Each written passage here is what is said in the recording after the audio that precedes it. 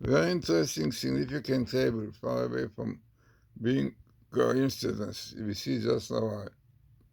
So unfortunately, as you can see in Israel now, arguments, fightings, terrible hatred, you know, against Netanyahu, against the right, frightening.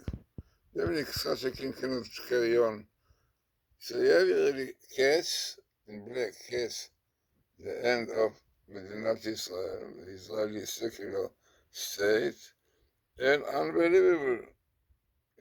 Israel, Israel, you have here three-time Messiah in purple, in yellow, in red. Definitely it fits with the idea that you have Messiah, son of Joseph, which appears here. You have son of Jesse, which appears in red. And somebody like Cyrus, which is somebody who supports Israel, Donald Trump.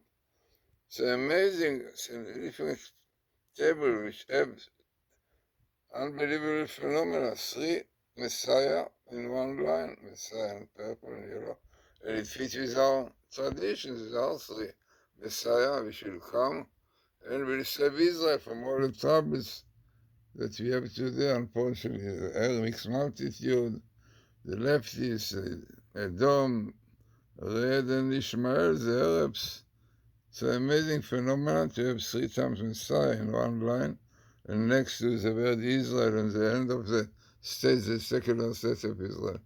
It's an interesting and important table, and all based on the Torah, with which God created the world, and only keeping the Torah, the laws of the Torah, Shabbat, and everything, will bring peace and happiness to Israel. Otherwise, troubles and terror, murder as we have today, unfortunately.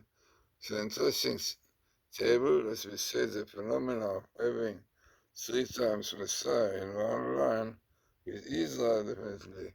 Just itself already shows that this table is not simple one.